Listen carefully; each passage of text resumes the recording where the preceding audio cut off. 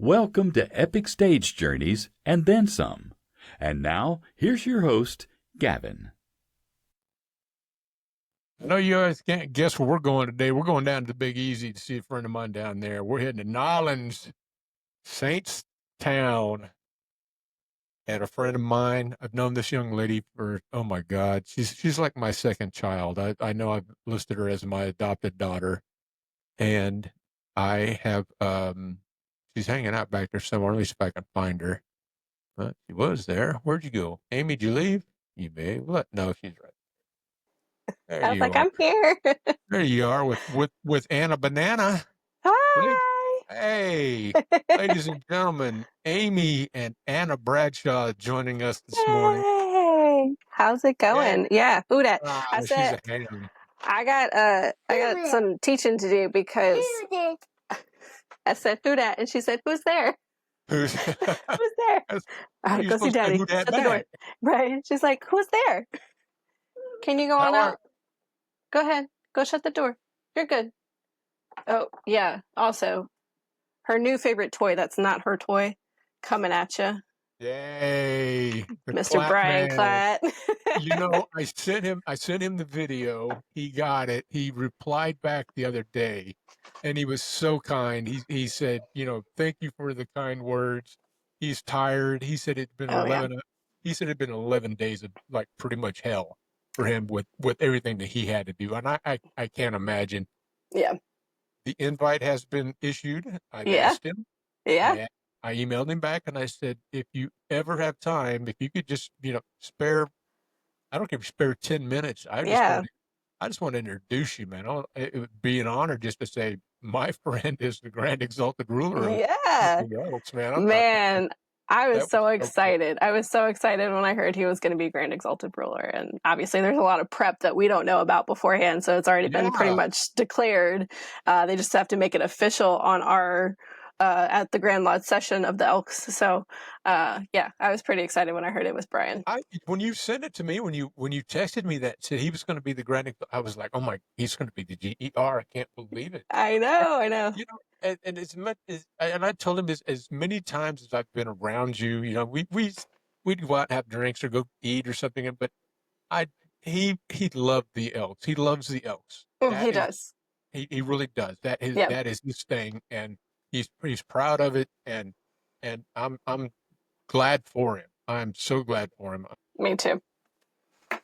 Position that he's in now. So yeah, me too. Me too. I don't know why I'm hiding all over the place. I'm bouncing all over the place today.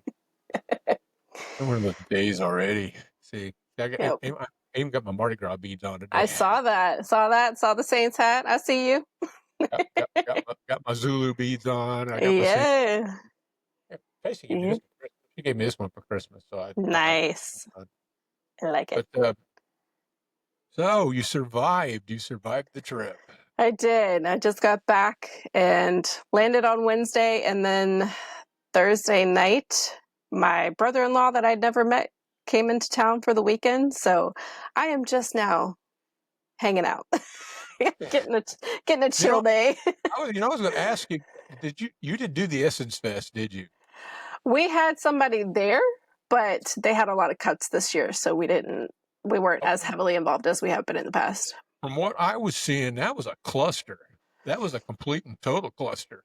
I don't know who the main performer was, but they showed videos that there were like just 50, 100 people sitting out in the audience because she didn't show up. I didn't hear about that. Yeah, they were wondering where I don't even remember who it was. It was somebody, you know, a famous singer, but I don't know what happened, but they weren't happy. So yeah, that's not good. Yeah, I mean, it's Essence. That's about all I can say about it. It's Essence, and we take what we can get.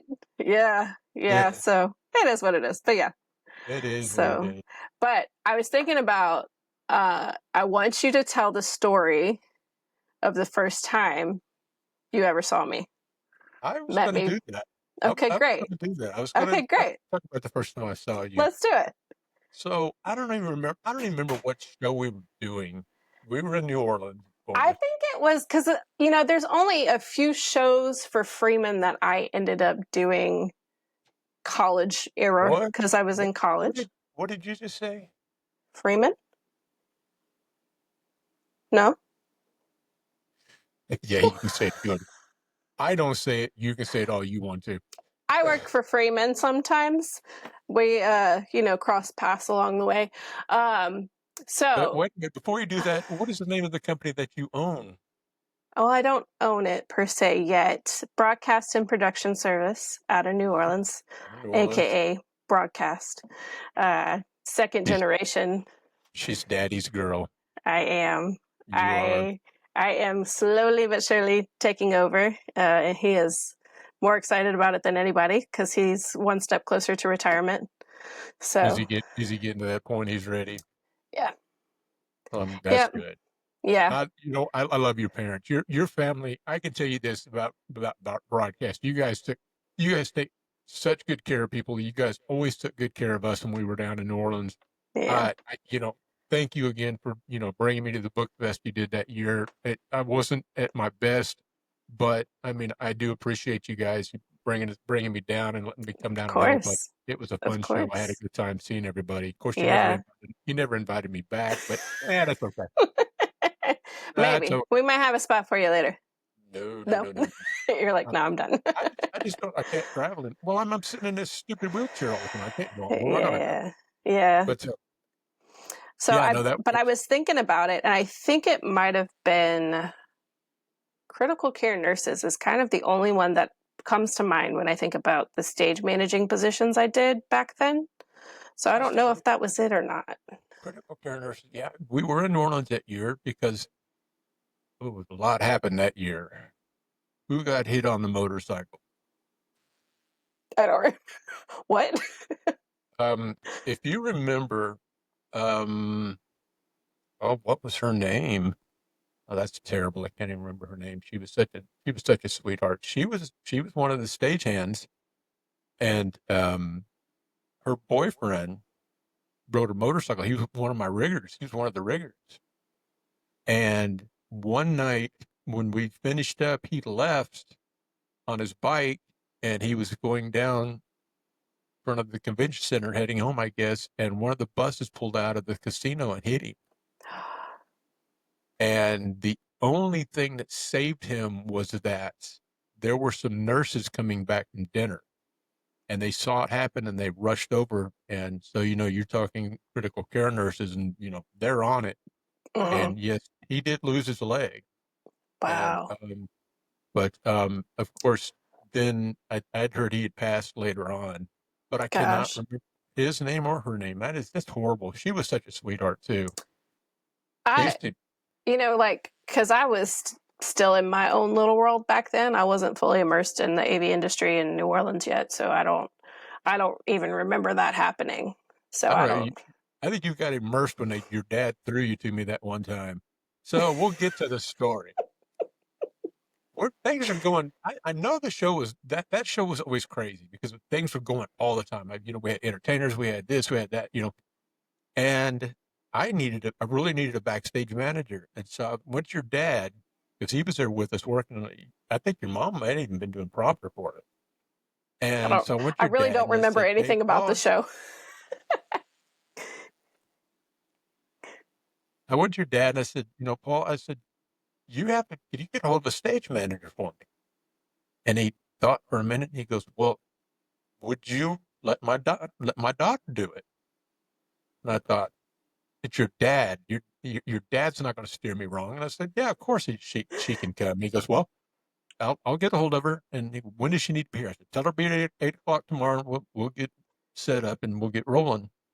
And he said, okay. So we keep rolling backwards for some weird reason today. I don't know why. There. Okay. Okay. Ignore what I was doing. So your dad goes, yeah, I'll have her come down.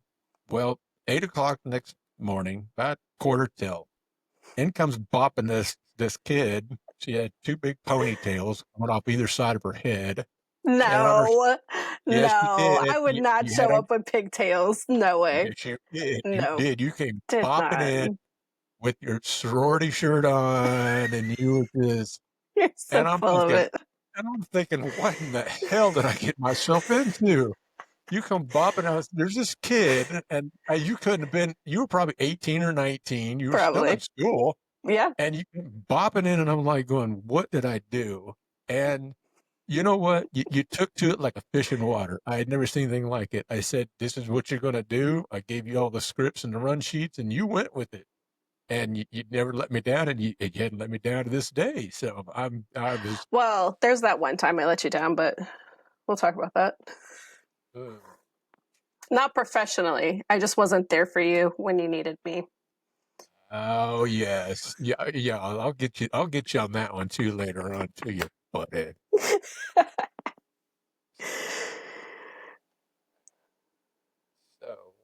So, I have strange doing something really weird today. I don't know what. Just leave it alone. So you made it. You survived it. Glad everybody's okay. Oh, I did. I did have this. I did want to show you this. I did. Thanks for sending that to me. Of course, of course. Noel That was a Noel special request this year. So we've been doing that since I had to start traveling on my birthday, being away from my family and whatnot. So that's George and Noel, and I have pictures from throughout the years of bringing my birthday cake. The first year I just brought a little piece for myself, and everybody's like, "What the heck? Where's ours?" And yeah, so then you got it, and you didn't send me any, so I'm. listen, you still got that king cake I sent you? No, we ate that. That's gone. Oh, okay. Okay. That's Well, been that's been gone for. I'll send you some more then. I'll send you some with No, the I want the bubble head I got for you. I want the birthday cake and No, my I know. I bobblehead. will. I Yeah, will. They ship. That's the that's same place that does the king cake. I'll ship that's the both of best. them. That's the best damn birthday cake I swear to God I've ever had. I told my wife. I said. Marguerites. I told my wife. I told Tracy. I said, "Man, every year Amy brings us birthday cake. One year you didn't, which really pissed me off. But Okay. I thought about this. I stopped doing it when I was pregnant. I was 8 months pregnant in Tampa. And I was like, you know what? Getting myself there is challenge enough with this 8-month pregnant self. So I'm not bringing the birthday cake. And I just kind of stopped from there on. And so I think this was probably the first year. So you got pregnant. And we all had to pay for it because you weren't going to bring us any cake. We appreciate Sure. that. But Yeah, you're welcome. I was there. You should be thankful I was even there. Yeah, no kidding. I was worried. I really was when you came. When you told me you were coming, I said, "Okay." And you were 8 months. You were Yeah, I 8 months. was. Yeah, or close to And it. Close to it. and your mom came with you, didn't she? Yeah, because we Yeah. have those 4-hour long sessions. No offense, Alex. I love you guys very much. Your sessions are so long. Literally 4 hours long of sitting there scrolling everything. And every word that's spoken pretty much is what I scrolled. And so like I was like, I can't do that 8 months pregnant. I'm gonna have to pee all the time. And so I brought mom just so I could go to the bathroom whenever I wanted to. Just rotate it out. Yeah. So yeah, that's the best thing to do. Yeah, and I wish I had her this year because I couldn't. All the bathrooms were on the other side of the drape this year. There were no backstage bathrooms, so it was rough. I couldn't run to the bathroom when I wanted to. Oh wow. Oh, it says my internet's going out. Can you hear me? Okay. Yeah, so you kind of glitched a little bit, but you're all right. I can see you now. All right. Got that cheap New Orleans internet. What's wrong with you? We got fiber now, and it's still kind of. Well, that's because I'm so far away from it. It's hot, just like everywhere else in the South. Hot and humid. Nothing like New Orleans in the summertime. Oh yeah. Louisiana. Oh yeah. But when I left Louisiana, I thought I don't think I'm going back. Not unless it's a really good reason. Oh man, this internet. It's hot and muggy down on the So what do you got coming up next? Coming up next, we've got a pretty busy August. We work a lot with Tulane. We do Book Fest for them, which is growing again coming up this 2026. So we are expanding our team even more, bigger venues, more people, all the exciting things. We're just continuing to grow. That's what I said. You already turned me down. So other than that, we slow down a little bit in the summer, mostly because people don't want to have conventions in New Orleans in the summer because of hurricanes. I get it, and it's hot. Yeah. Like, it's not a good combination at all. So we get pretty slow in the summer, and then once Tulane goes back to school is kind of like the kickoff of our year for the fall. So we've got Convocation, Katrina 20th anniversary is happening in August. 20 years Mm-hmm. already? Mm-hmm. Yeah. 20 years. Yep. Yeah. So we're doing that, and there's some other things. August is always busy for us because I have 3 major life events within 48 hours. Anna was born on our 2nd wedding anniversary. So we have Anna's birthday, wedding anniversary, and then Sean's birthday is the next day. I didn't know she was born on y'all's anniversary. She was. Yeah, look at y'all. I know, totally planned that. Freaky deaky. Yeah. Oh, well, so. And then Sean's birthday's the next day. Mm-hmm. We thought she was going to be born on his birthday, but I ended up getting a headache and got induced a day early. So, yep. So. Just busy. Yep. And then we, of course, go on cruises all the time. So we have a big cruise planned in August. You going on Carnival? You going on the Carnival? Yeah. Yeah. Have you lost your damn mind? Why? Have you not been watching these videos of Carnival Cruise Lines? Do I pay attention? No, because I'm platinum. We go on like 2 Carnival cruises a year. Well, I tell you what, man, they have been having some trouble. And I mean, they've been having some major trouble. And really? It hadn't been pretty. If I post, of course, this podcast is on YouTube, but if you get on YouTube or something, just look up Carnival Cruise Lines and watch. Now, I just saw it yesterday, the day before, they've issued a whole new set of rules for Carnival. And I mean, it's a big list, and there's a lot of people that are mad, but the people that are mad are the asshats that were causing the problems to begin with. Yeah. So, and I'm not, but even, when you're, I'm Mexican. Well, I'm half Mexican, and when we pick on our, our heritage like that and say, hey, stop being a dumb Mexican, then that's pretty bad, because even the black folks are going, hey, y'all need to knock this shit off because this is making us look bad. And I agree with them, Yeah. I got a couple friends of mine go, oh man. But when you said a cruise, I went, oh, tell me you're not going on Carnival cruise. Yeah, we're going on Carnival. That's all we've ever done for over 10 years. We've been doing Carnival. Well, hopefully they've got it all straightened out now. So hopefully. We're excited about it though, because it's going to be us, my mom and dad, Sean's mom and dad, and then my aunt and uncle. So there's a few of us going. Oh, cool! You take the whole family. Oh, yeah. Where are you guys going? I know Cozumel, because that's where it goes every time when you go out of New Orleans. Cozumel and I think Costa Maya. So. Yeah, I think we went on the cruise one time, and I'm not a big fan of them because I feel like I'm locked in. And we went to Key West, and then we went to we went to Cozumel, and then we also went to Grand Caymans, which I wanted to go to the Grand Caymans because I've never been diving on the cliffs before, so I wanted to go and dive and see all of that.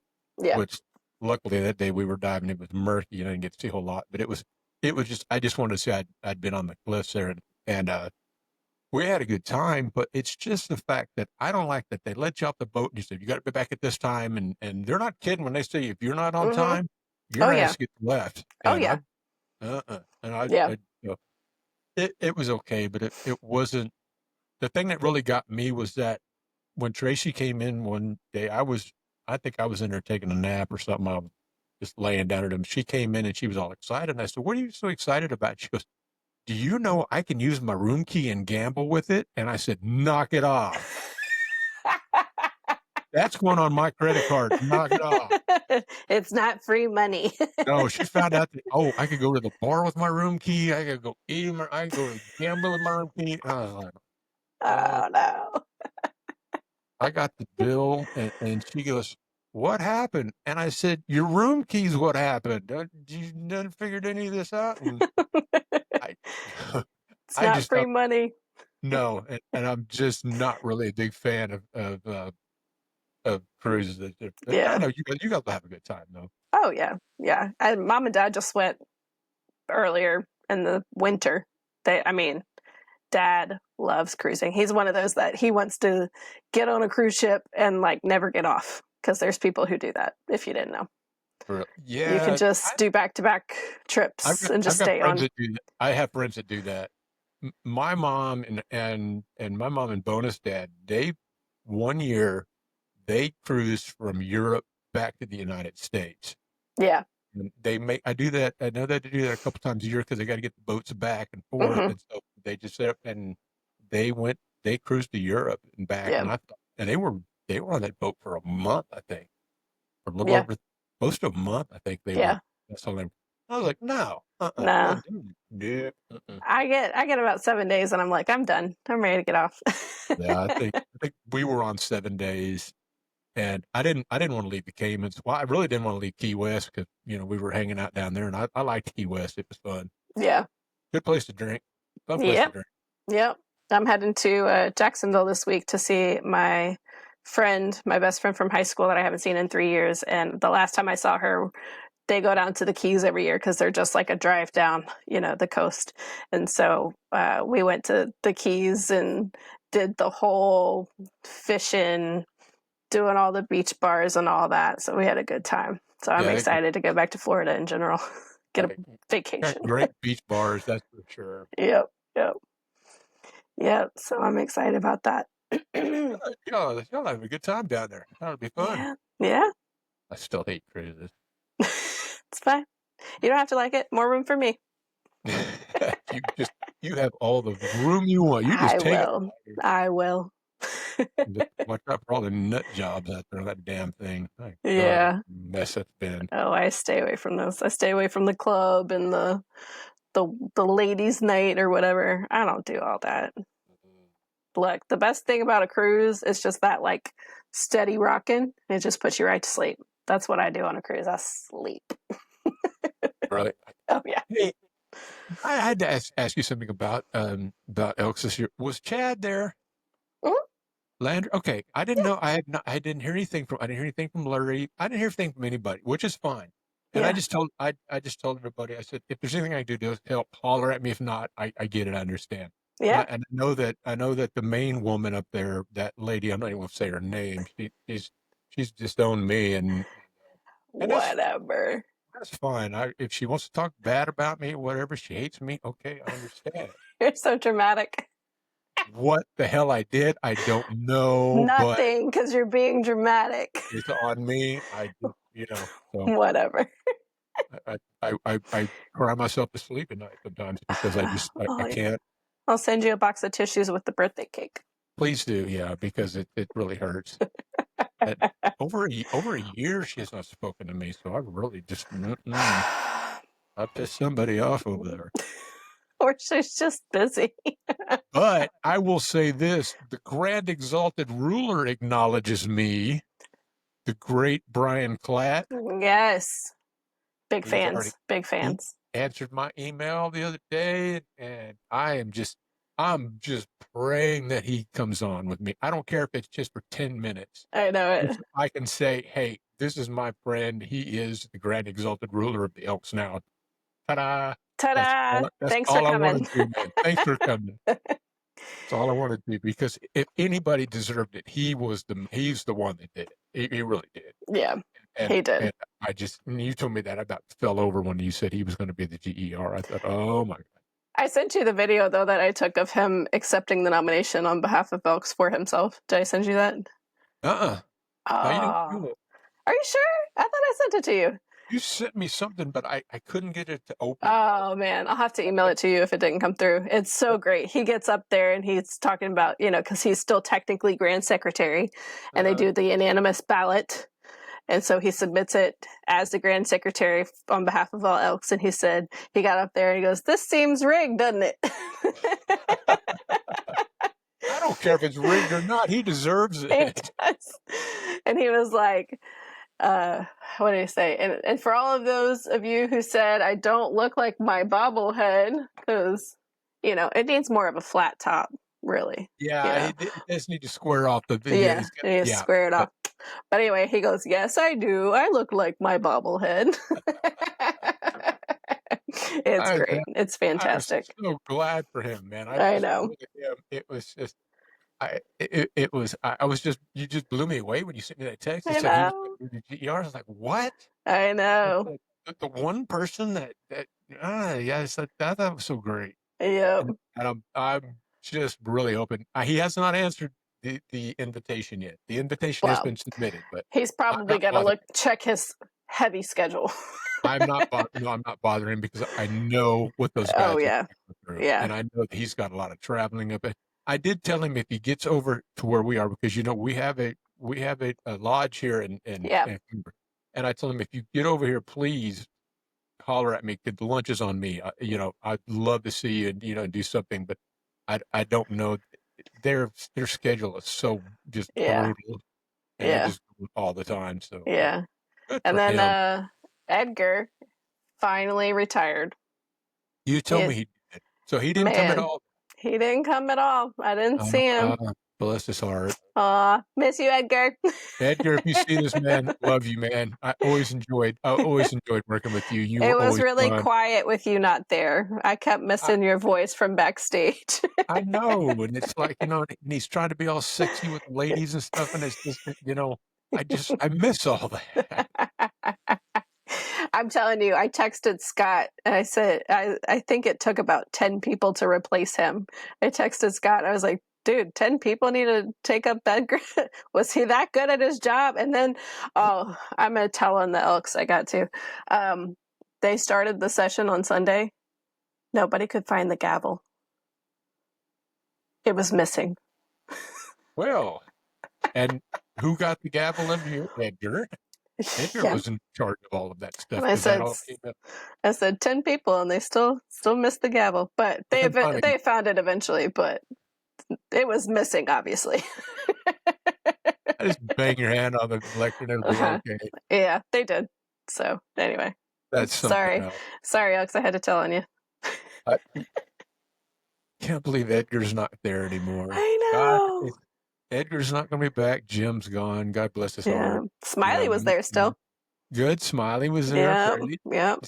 How's he doing? Is he still hanging in there? I personally never really knew Smiley, and still don't, so I didn't go hit him up and say, "What's up?" Smiley's a great guy. He's just, and of course, Smiley is. I think Smiley's in his 80s now. I think he is.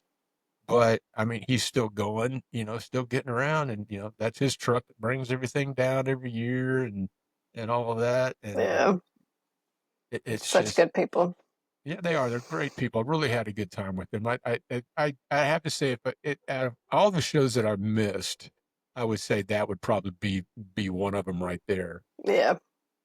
Speaking of shows, though, I did just do IDDBA, which is the Dairy, Deli, and Bakery Association. And that is the last show that I did with Jonah Reed. Oh. And when is that the one you kicked me to the curb for? I did. And but like, looking back, I am a firm believer that everything happens for a reason. And I'm glad you did. I'm so glad that I went, because I never would have got that picture with Jonah. No. Never would have had that time with him. And to be honest with you, I was never mad at you about that. I gave you a hard time. But I was so glad. But when we lost Jonah, I thought, I'm so glad that you got that do that last show with him, because you guys knew each other, y'all were close, and I knew that was important to you, and I think that, so he's another one that took me on when I was young. here's Jonah Reed. Jonah. Thank you, Jonah. Love you. He's another one that took me on when I was young, and this was back when he was working his way up, and he was doing Channel 9 with Microsoft. And I got to be stage manager on that one too. So that's kind of how he and I connected. When did you meet Jonah? When exactly did you meet him? I want to say that was, I want to say like around 2009, 2010. It was on that Channel 9 show that's my first remembrance of like working with him and meeting him. Yeah, I met Jonah back when he was still in Nashville. Mm-hmm. He was a stagehand in Nashville. That's right. And he was on a show with me, and he just impressed the hell out of me, because I just handed him everything and he goes, got it, and it was done. And I didn't have to worry about him, never had to question anything about him. I never had anything. He was always, and so we were talking, and he said one day, he goes, I'm getting ready to move to Dallas. And I said, why? And he goes, well, his wife was going to go, I believe his wife at the time, no, it was his wife, I guess. Wife, yeah. Yeah, she was going to go to Texas Women's University at Denton. Mm. And Denton's just right north of Dallas. And so they were going there. And I said, really? And he goes, yeah, I got to figure out some work. And I said, no, you don't. And I said, I got you covered. And I said, so I took all of his information and I gave him, I said, there's a lady named Barkley Gamble that you're going to get in touch with. And I said, I'm going to tell her about you. I'll send you an email, tell you when to call her, and she'll put you in the loop. And he called, and he was in the loop immediately. And he came and did a couple of shows with me, and then he just moved on up from there, which didn't surprise me. I knew that he was going to go up further than that. I had no desire to try to climb the corporate ladder. Yeah. It just was not me. I loved what I did. I loved everybody I worked with, and I was like, I'm going to stay right here. Yeah. I'm too old for this crap anyway. And I said, I don't want to. But I didn't want to be a yes man all my life. So yeah. All I've ever done is freelance, and I don't think I could ever switch over to corporate and have to permanently be accountable to somebody else, and that's you and I were on the opposite. We were on the opposite side, because I was a manager and corporate, and I'm thinking, I don't want to go freelance, because then I'm, chasing work and everything until 2022, after everybody got laid off. Mm-hmm. And then 20 was dead. 21 Mm-hmm. was much better. I did a couple things in 21, and then 22, the floodgates opened. Yeah. And it was like everybody wanted to do a show. And so when we got brought back as contract labor, I got to thinking, hey, check this out. I'm making overtime now. And hey, I'm doing this and I'm doing that. And I'm like, what in the hell was I thinking? What? This chasing shows ain't so bad. No, it wasn't. And as a matter of fact, I had shows chasing me at some points. And, do you get to that point? Yeah. And I was like, you dumbass, you should have did this like 10 years ago. And I did well that year. And then of course, but then in 23, when all the pencil pushers decided, they looked at it and went, wow, we spent a lot of money on on contract labor. Then they started bringing people back. Of course, I knew they weren't going to bring me back, because I had the one thing working against me was my age. And I was too old. And if we went back, they had to bring us back at the rate we were at, and I knew it wasn't going to happen. So I just did my thing and finished out. Yeah. And I finished out in 23 and I retired in 24, because that's what my body said. My body said, nope, you're done. Yep. Finished. We all get there at some point.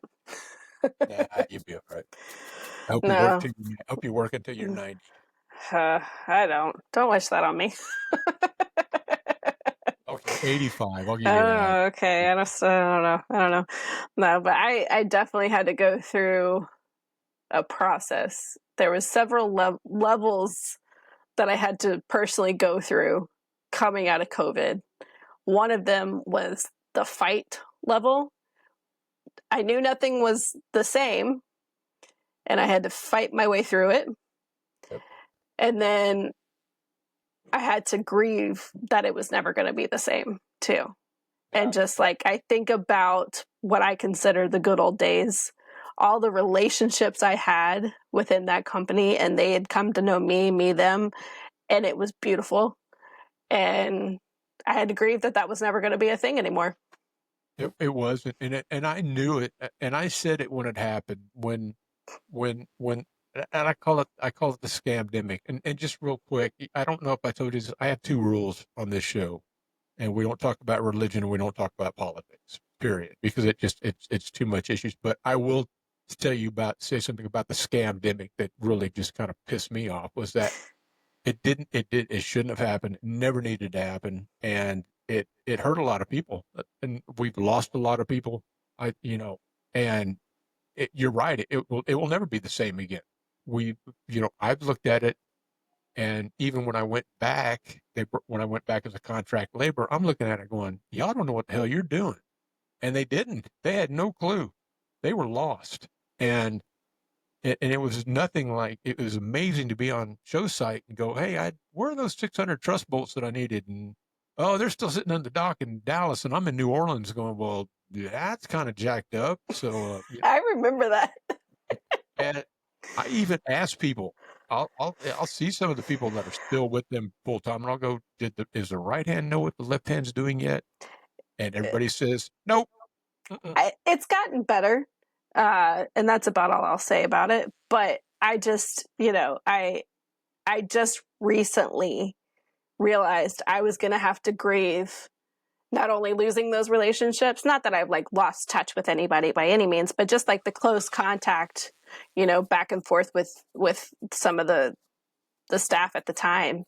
I mean, like, I would send Christmas cards to the office, but nowadays, like, I don't even know where their office is, and I don't know their relationship, like, it's just a completely different dynamic. And I had to grieve that, like, recently within the last year. I just realized, like, wow, I'm never going to have that kind of level of a relationship again. I was in LinkedIn. I was on Mm-hmm. LinkedIn.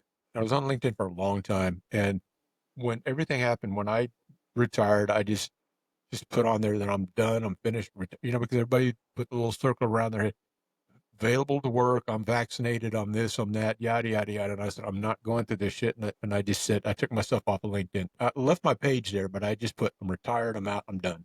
Yeah.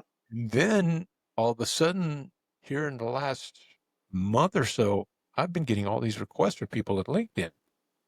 And I'm like, what's going on? So I went and got on my page, and I hadn't been on that page in years. And I was looking at it, and it still showed that I was a production manager for that company. And I was like going, no, no, no, no, no, that's not right. So I went back there and wipe all that out again and send everybody messages. Guys, I'm not in the biz anymore. I'm done. Yeah. Thanks.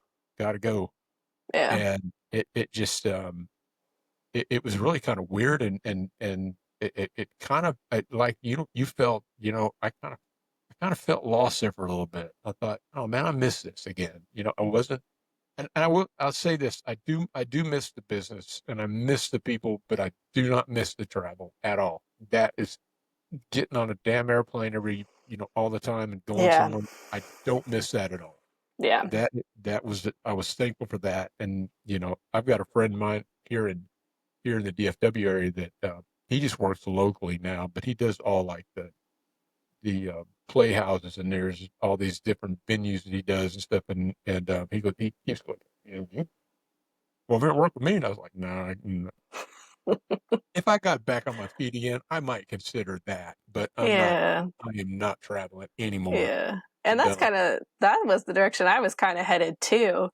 I got up to 6 shows a year that would travel me, which, for me, being a teleprompter operator, that's quite a lot for me. I'm not a production manager where they travel me all the time.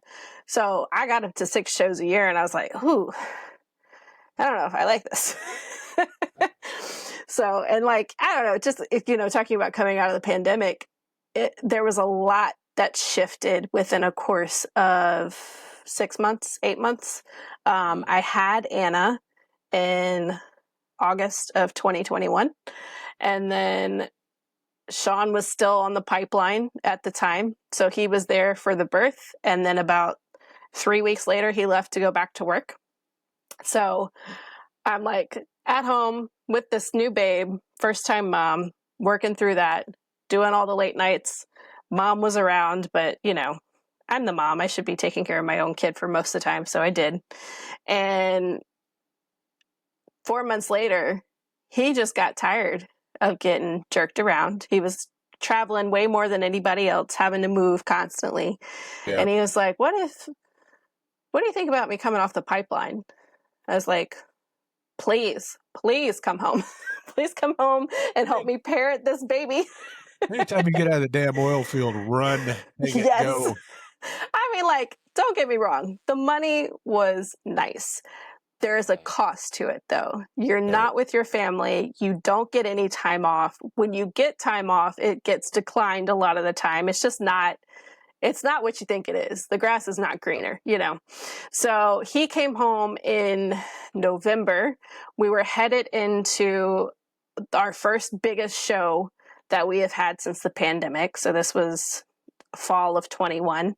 And he comes home and we're talking and I'm like, financially, I think we're good. My car is paid off.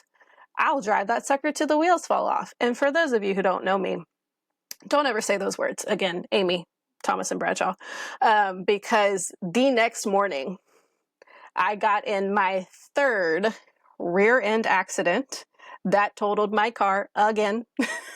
You've been in more wrecks than anybody I know. I don't know what it is. I don't know. I still have, neck pain. Oh, new fun fact about me. I now have arthritis in my back from all these car accidents. I think I'm up to 5 at this point where I've been rear-ended. We just had one a year ago, January. So I'm about due another one any day because, I just paid off my car. So it's about time for me to get another one. Paid off? Yeah. So, anyway, so I've got arthritis in my back and bulging discs. So I'm joining the bad back club. Welcome to the team. You're talking about 80, 85, 90. I'm like, no, I'm not going to make it. They put, you don't know this. I don't know if I told you this. I don't think you know this. They put a spine stimulator in me. Yeah, that's the last time I talked to you was in around March. I think you had just had it. About March they did it. And yeah. I think I ended up calling you randomly like a couple days later and you're like, yeah, I just had my back surgery. It's like, didn't know you were going to have one. Have you gotten used to that, Iron Man? It's all right. Some days I just turn it off, but it's funny because you could turn it off and on. You've got a thing. It looks like it's a Samsung phone is what it is. And that's my controller for this thing. And I can turn it down, I can turn it up, I can turn it off. And I found out that I had it turned up to the level I was supposed to be at where my doctor said it. And then I just turned it off one day because I just said I want to take a break. And I found out real quick, you don't turn it back on at the level you had it set at before you started it because you click on and nothing happens. And you're going, well, that's weird. Broken isn't. And then all of a sudden you start doing this, twitching. And it's on. And I thought, no. So now I turn it all the way down, then I turn it off and do all that stuff because you have to turn it down to get in bed and stuff. Because if you're bending and moving different directions, it'll bite you sometimes. Yeah, I bet. And it's been okay. It's I started physical therapy last week. I got to go again this week. We're seeing if we're going to get this one leg fixed or not. I may walk again. I don't know. We're waiting to see. It could be. I bet you do. Well, I bet you do. Up the other day. Hey, there you go. I stand up every once in a while, but I only stand up, 5 or 6 seconds. But we're getting it's getting better, so we'll get there. Yeah. No so biggie. Back to the story. Sean comes off the pipeline, Hannah's probably about 4 months old at this point. We make it through that show. I didn't have enough people to come back out of COVID to do the show, to do all the positions that I was asked of. And that's when competition, I have had more competition entering New Orleans than I've ever had. This has not ever been a thing. And so having to reintroduce people to this company like David Nick and West Staff, I'm like, these are the levels that we have, that we've always had, and this is where you should go with this. And they just did their own thing to their obligation. That's their obligation. So I come out of COVID, we have that big show, new competition enters, and it just is a mess. It's a mess. And several shows into it, fast forward to February, it's the wildest thing. We had American Heart Association stroke division. During that show. That was mine, by the way. Oh, was it? Yeah, stroke was mine. That was mine. Yeah. I wish you had been there for that one. Because Where was it? In New Orleans. Oh, was it the one in New Orleans? Yeah. And so this was February of 22? 22. Are you there? No. No. Not in the general session anyway. No, that would have been after. No, it wouldn't have been. So there's like this Mod Podge of general session texts, which has never been the case before as long as I've been doing it. I had to keep telling my people to stay in their lane. Like, we're not firemen here. We're going to do our job and do it well, and that's it. But the crazy thing was, we had, during this show, so American Heart, stroke. Dad went into the hospital with, he ended up having a quadruple bypass. So he's a part of, I remember that. He's a part of the Zipper Club now. Day one of the show caller had a stroke. Who was calling? I can't remember. It was a lady, and I don't remember her name, but I just remember because there was 3, because everything comes in 3s. And then after the show was over, Clarence Leonard ended up having a stroke and having to go to the hospital. So it was the wildest show. So not only, that's a core memory for me, that show, because Dad going into the hospital, I had been like thrust into taking over, very quickly. Everything. I remember that happened. Yeah, I do remember when that happened. And literally, by the grace of God, everything happens for a reason. January of that year, we had been talking about it for years that I should take over the billing and learn QuickBooks. I'd never done QuickBooks. January, so literally a month prior to this, I learned. And that's the only way we made it through, because I could send invoices to people and talking to clients, that's no big deal. I could do that all day long, but getting paid. So that happened the month before Dad went in the hospital, and we'd been talking about it for years, and we finally just sat down and did it one day, and then ended up needing to know how to do that. So it's been a wild journey. I just sent you a text. Can you read it? Yeah. Or you're on your phone? Just one quick thing I forgot to tell you before we got started. Yeah. Sure. I remember when that happened to your dad, because everybody was freaked out because we didn't know what was going on, and it was what? Yeah, it was, and honestly, he had no symptoms. He had a widowmaker. He had a friend of his from high school pass away from a heart attack. And that got him to thinking, I haven't gotten checked in a while, and I'm in my 60s, and I should probably do that. So he started the process. He got a cardiologist. They did the first test, and I don't know the test names at this point. So did the first test, and they were like, oh yeah, let's do this next test too. Do the next test. Ended up going all the way to the hospital to do what's the one they have to do at the hospital? Anyway, whatever test it is at the hospital, they put dye through your veins to watch it go through your veins. Oh yeah. Yeah. I don't know what they call that. I'm an AV person. I'm not medical. Anyway, so he went to the hospital to do that test, and he's like, I'll be back. You know, we've got a show coming up that was ours that we were producing. And he's like, yeah, we'll do that. And yeah, he didn't come out of the hospital. They would not let him leave. You know, what sucks is I used to do cardiology all the time, and I should know all this stuff, and I don't. I just, you know. We don't pay attention because it goes over our head. It's the specialty level. We don't know what they're talking about. You know, if I'd have done one more year of neurosurgeons, I would have been certified. I probably could have started doing stuff, but Yep. So, but anyway, so everything happens for a reason. Again, Sean coming home over the Christmas break, he and Dad had been in the warehouse and like redone the whole thing. So Sean knew where everything was. He couldn't tell you what it did at the time.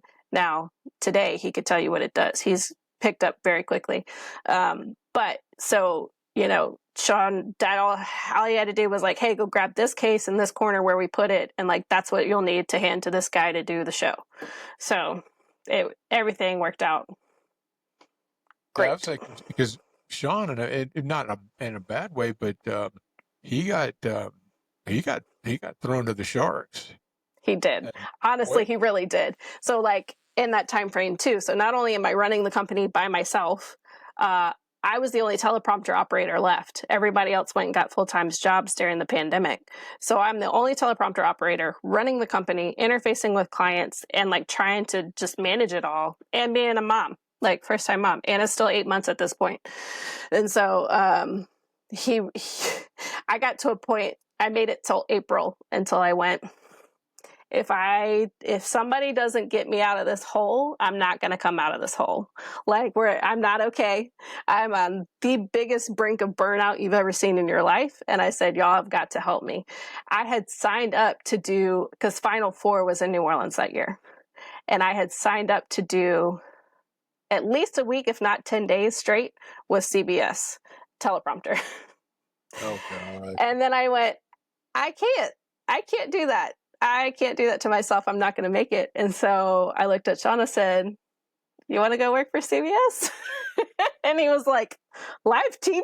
I was like, yeah. And he was like, okay. So he really got thrown in, like deep end. You did. You guys I did. really quick. But he took to it.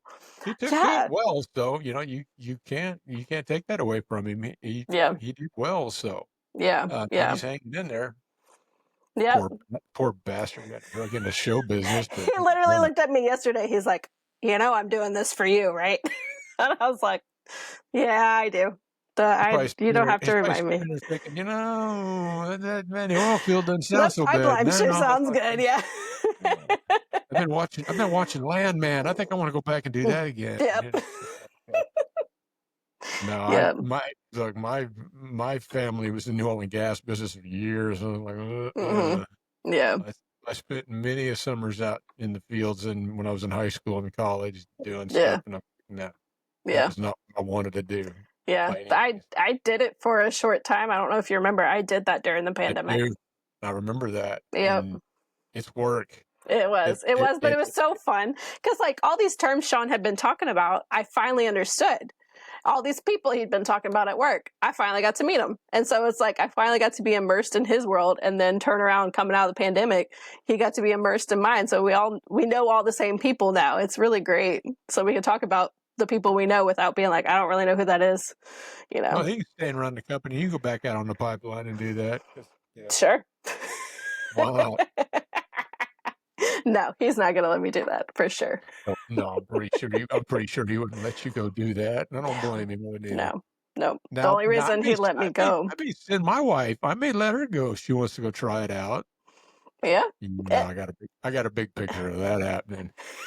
I really enjoyed it, honestly. Like, because I was a swamper, is what they called it, a swamper for a friend of ours, and he just did bulldozing work. So all I had to do was just stand in there and watch him level out the land.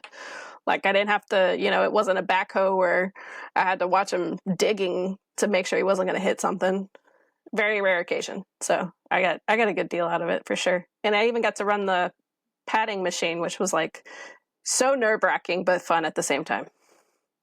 So I got to spend one summer sitting at a saltwater disposal well and sit there and watch trucks empty all damn day. That was fun. So, Yeah.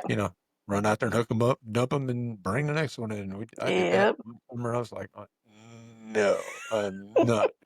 Of course, it was better than tailing rods, but I guess I don't know. It just when I started college, went into petroleum engineering because my bonus dad, he decided he was my stepfather, but I called him my bonus dad. He wanted me to. He goes, you need to get into business. He goes, this business is never going to go away, which he's right. It never does or anything. But I started doing it, and I thought I don't want to do this, and so then I switched to computer science. Well, computer science when I started in college is not what computer science is today. Not the same. Because I was learning Fortran and I was learning Pascal and I was learning IBM machine language and I was learning all and people look at me now and go, "What's Fortran? What is that?" Right. And yeah. And it was also when I started school, that was the first year that the mainframe had started. They didn't have a mainframe before that. So when you wrote a program before that, you had to use punch cards. And if you don't know what a punch card is, you don't want to know what a punch card is. Nope. I don't know what that is.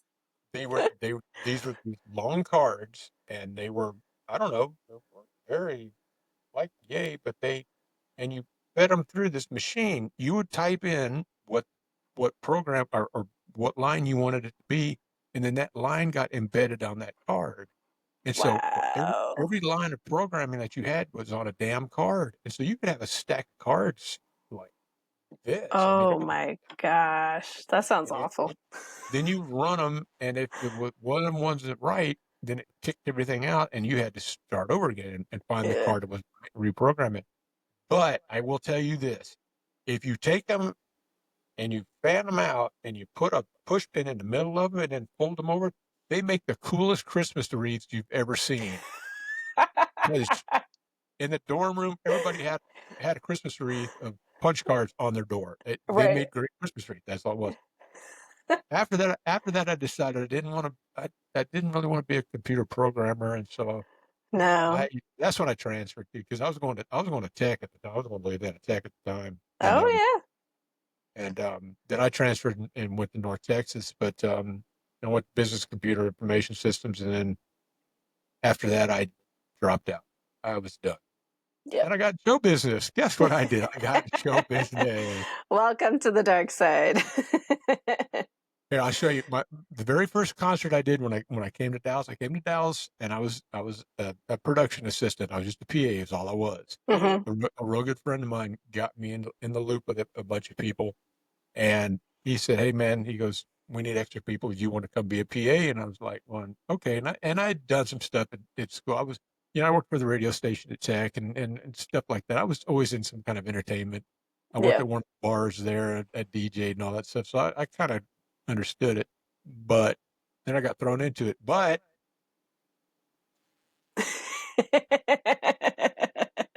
that was it, huh? I did the Beastie Boys and Run DMC tour. Yes. I was the production assistant for that. I love it. I had never seen so much crap in my entire life. I came by the office one day and somebody yelled at me and said, "Hey, Gavin." I said, "Yep." I said, need you to make a run." I said, "All right, what do you need?" "Need you to go down and get like 20 towels." "Okay, fine, no problem." "Then I need you to swing by and go by a liquor store or any place that sells beer." And I said, "Okay." And they go, "We need, was it 30 bags of ice?" It was something stupid. And they wanted, and then they got 12 cases of beer, things what, and trash bags. And I thought, something's not right here. So I got everything, and so I took it over there. Well, the first issue we ran into was some people don't know, and you may not know because you're young. I don't even know. How old are you now anyway? Just turned 35. Oh my God, you're getting up there, kid. Mm-hmm. God, Please don't wish 85, 90 on me. I don't want to work that long. I'm already ready to be done. I'm old. What are you talking about? I'm old. Anna's about to be 4.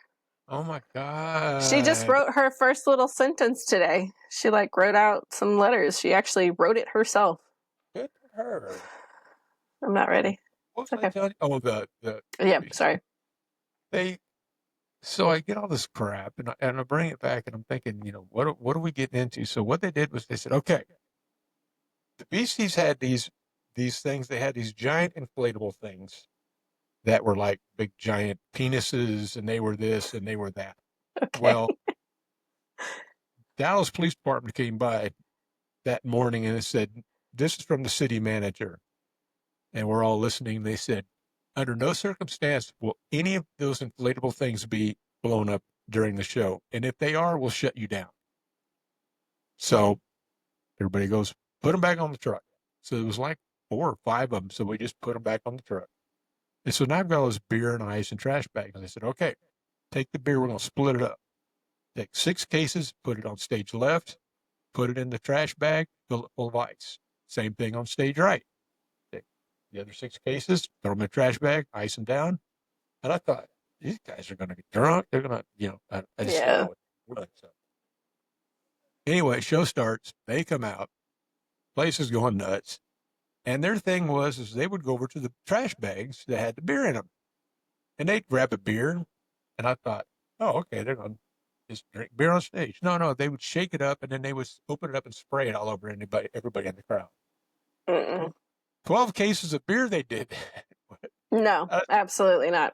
I was like, I don't care who you are. I don't want to see you bad enough. You're going to spray me down with beer. That's disgusting.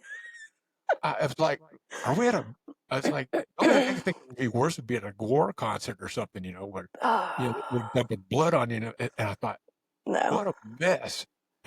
But I was hooked. When I did that, I was hooked. I went on, I did LL Cool J, I did the Budweiser Superfest, we went just on and on and on and on. Yeah. And I just, I got hooked.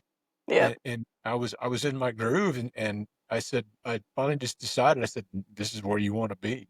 And Yeah. I always was, even in high school, I played in bands, you know, I was a kid in high school that had the best record collection. So when we had a party, I got invited because I had to bring all the records and, and all that stuff. And then when I got in, when I started in college, and I just looked to make extra money in college. And I was at, there was a bar, there was a bar at Tech, and it was called Fargo's, and it used to be an old church. Okay. It was a cool place, but Yeah. everybody went to Fargo's. Busiest nights were Mondays and Thursdays because Thursday night everybody was getting ready to go home because everybody went home on weekends. Yeah. And everybody came back on Sunday. Everybody went out on Monday.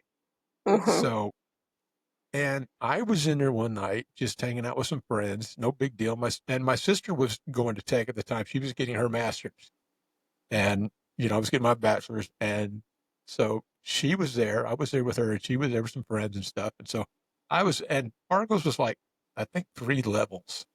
You would go up one level and you would go up to the next level. And it was just, I don't know what was on the 3rd level. The DJ booth was up there and all that stuff. But on the 2nd level, I was hanging out, just watching over the dance floor.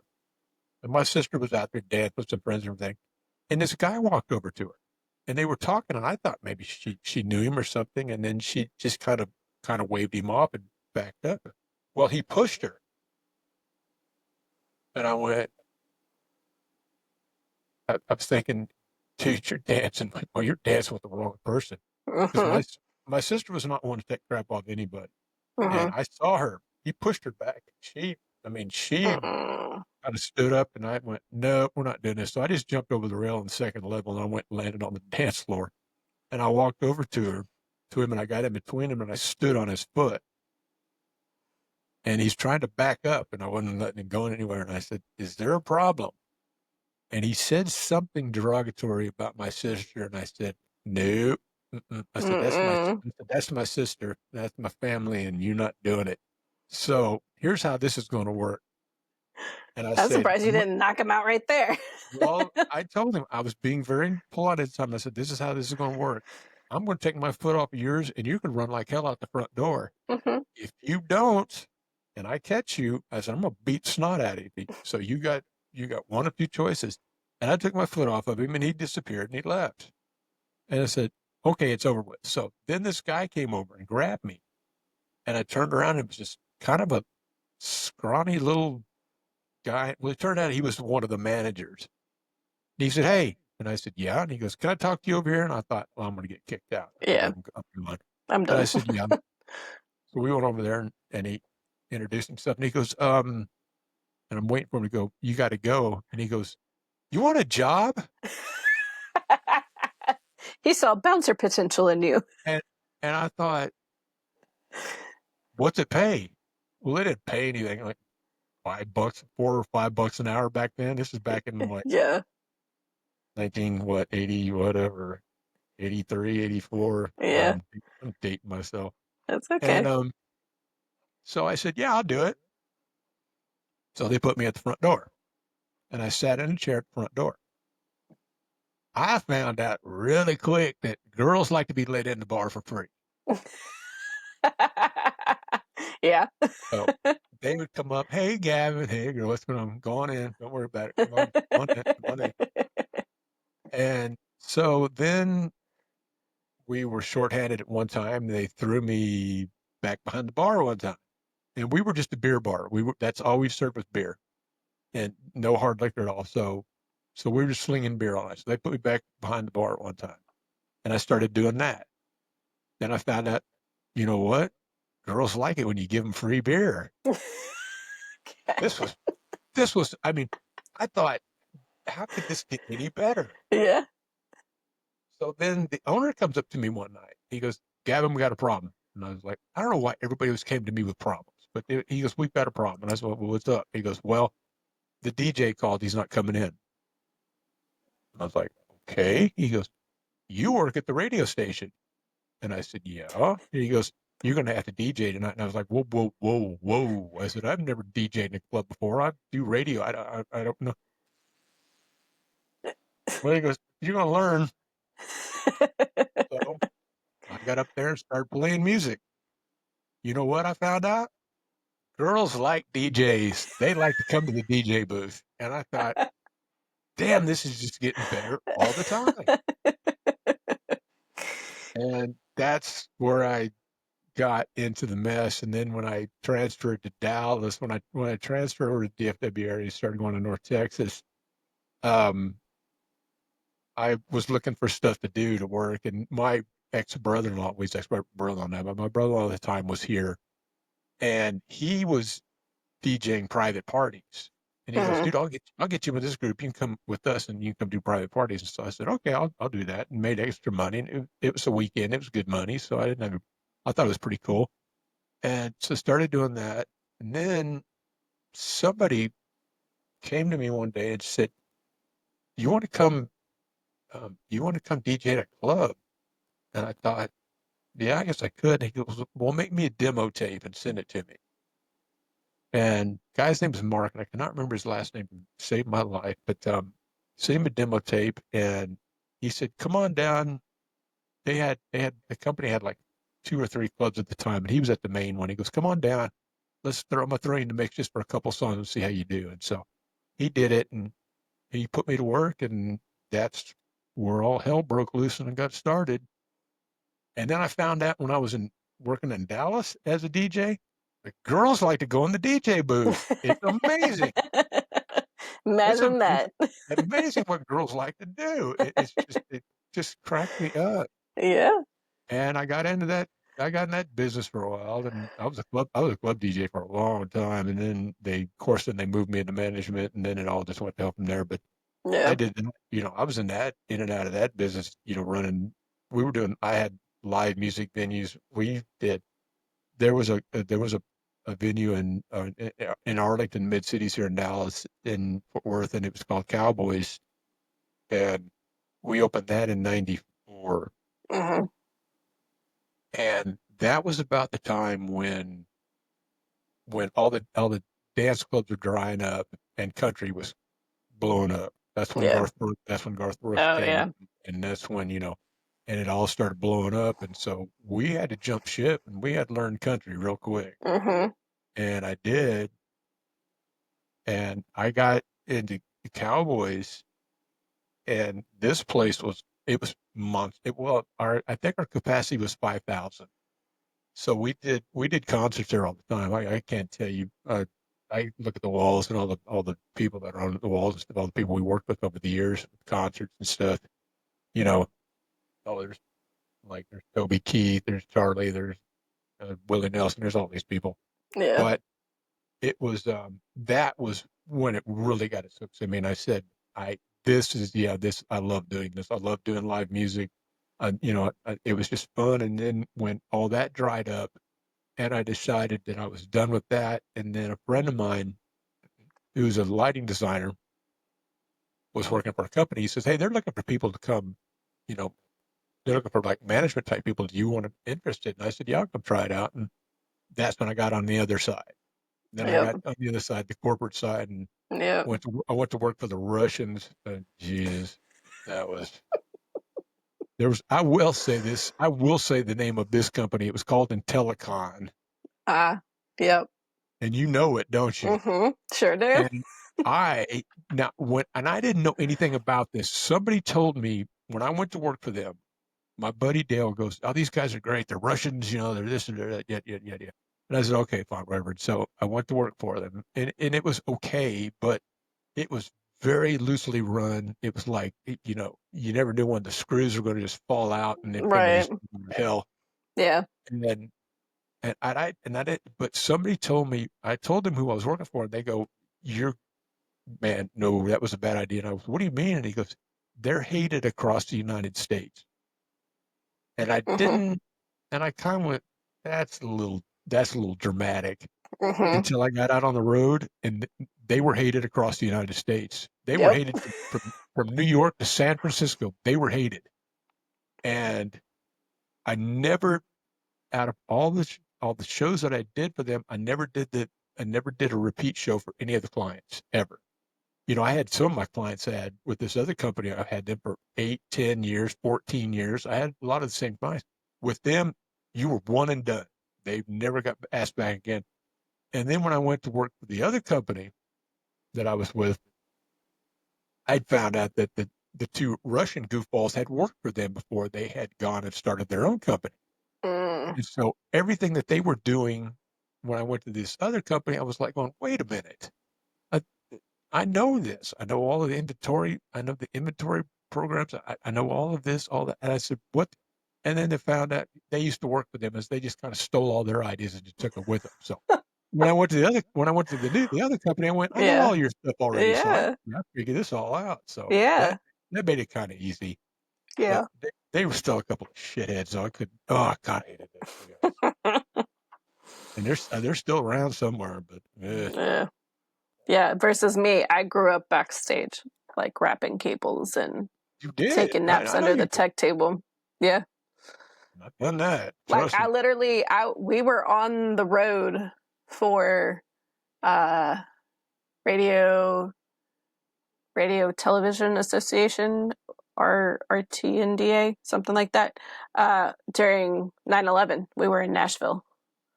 I was with mom and dad. They were doing the conference in Nashville. So, how'd you get home? We took the rental car. We thankfully already had a rental car. Oh, you did? So, yeah. Yeah, I remember when that happened, because there were guys we had guys that were stuck in Boston. There were guys that were stuck. They were stuck. Everybody was stuck. Everybody was stuck. Yeah. I was actually leaving the next day to go do a show when 9/11 happened. Yeah. And I was on my way in, and I was listening to the radio, and they came on the news and they said something's hit one of the towers and we don't know what's going on. And so I got to the office, and they had set up a big giant screen in the warehouse with a projector, and they had TV on, and we were watching the thing on that. And I went, oh boy.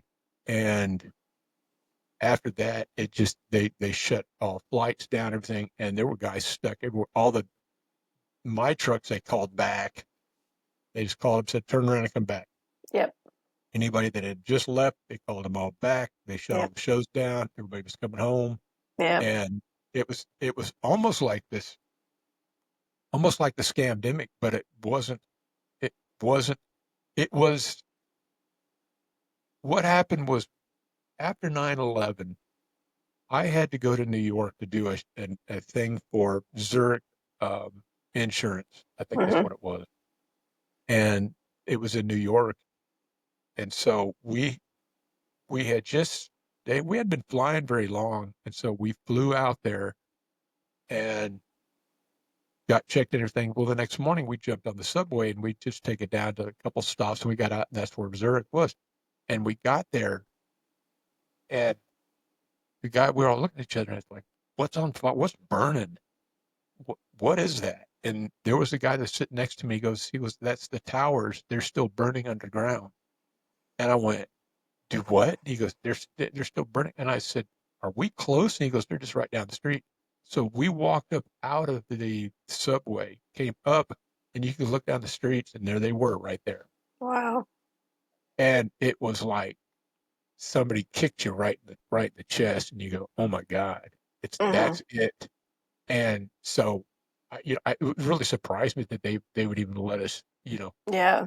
And so, we went up there, and of course, the Russians and their grand wisdom took one of the guys that worked in the warehouse, put him in a box truck, filled it with the stuff that we needed, and made him drive from Dallas to New York in his box truck. And he was coming in a plain white box truck. So I had to go down to police headquarters that they had set up down on one of the streets. So I went down in there, and one of the officers goes, can I help you? And I said, yes, sir. I said, I think we may have an issue. We may not. And he goes, what is it? And I said, I work for this company, and we're doing an event for Zurich. And I have a truck coming in that has all of our gear. And he goes, what's it look like? I said, it's a white box truck. And he kind of looked at me like, of course you're working on a show down here. So I had to give him all my credentials, everything, or all this up just so he could get in, because they were not, I mean, they were just, yeah. Of course they were on high alert with everything. Yeah. And that went okay. And then the next thing we did right after that mess was we did Yale University's tercentennial celebration. And we did that in the Yale Bowl football stadium. And that was in October, I think, late October, right after 9/11. And of course, all the Yale graduates were supposed to be becoming all the, the presidents that had graduated from Yale. I mean, everybody was coming. Well, of course, none of the presidents came. They sent video recordings of stuff, but Paul Simon was there. He played because he was an honorary graduate. He's an asshat, but he's still an honorary graduate of Yale. Yeah. I got to work with Big Bird. That was a hit for me, because I didn't know a lot of the people from the children's workshop network came from were Yale graduates, and so they came. And Big Bird was a rock star. He had like 8. No, he didn't. He had like 5 handlers. Oh my gosh. One person handled the head, one person handled body, one person handled the feet. Then he had all the electronics inside of the head that they had to have. And yeah, there was like 5 or 6 handlers for that. But I thought that was cool. Now, it wasn't the original guy that did Big Bird, because he couldn't come because they were recording, and when they recorded Sesame Street, only he could do Big Bird.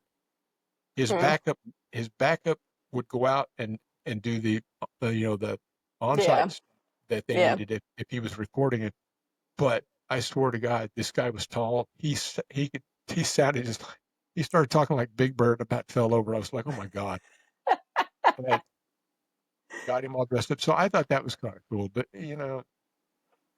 9/11 just really I thought it was going to really decimate everything. But the thing was that it was, the U.S. finally said, no, screw you. We're not going to bow down to this. Yeah. But then yet the scandemic comes, and we get a runny nose and a fever and some, a cough, and we got to shut the whole damn country, the whole world down for, and that's what kind of pissed me off, was that, because they messed with our lifestyle. They messed with our work. They messed with our incomes. They messed with a lot of stuff. And